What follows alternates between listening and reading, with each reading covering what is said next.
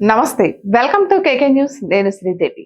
అడిగి మరీ తన్నించుకోవడం అంటే ఏంటో వైసీపీ నాయకురాలు రోజాని చూస్తే అర్థమవుతుంది. ఏ విషయంలో అయినా నోరు వేసుకొని పడిపోతుంది. అబద్ధాన్ని నిజం చేయడానికి, నిజాన్ని అబద్ధం చేయడానికి రోజా ప్రయత్నిస్తూనే ఉంటారు. తిరుమల లడ్డూ తయారీకి ఉపయోగించే నెయ్యి కల్తీ విషయంలో కూడా ఆమె తన నోటికి పని చెప్పారు. సోమవారం నాడు తన సొంత యూట్యూబ్ ఛానల్లో కర్ణ కఠోరంగా మాట్లాడారు.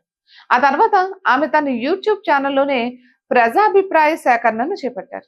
అందులో ఒక ప్రశ్న ఏమిటంటే, తిరుమల లడ్డు కల్తీలో తప్పు ఎవరిది?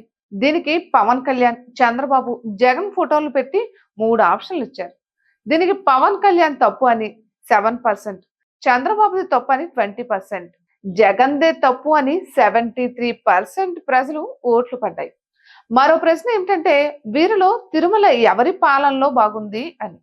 ఈ ప్రశ్నకు చంద్రబాబు పాలన బాగుందని 80% మంది ఓట్లు వేస్తే, వైఎస్ జగన్ పాలన బాగుందని 20% ఉన్నారు. ఇక రోజా పెట్టిన ఈ ఓటింగ్ లో వైఎస్ జగన్ మీద తీవ్ర వ్యతిరేకత వ్యక్తం అవుతున్నప్పటికీ పోలింగ్ నిలిపివేయకుండా ఉంచడం విశేషం.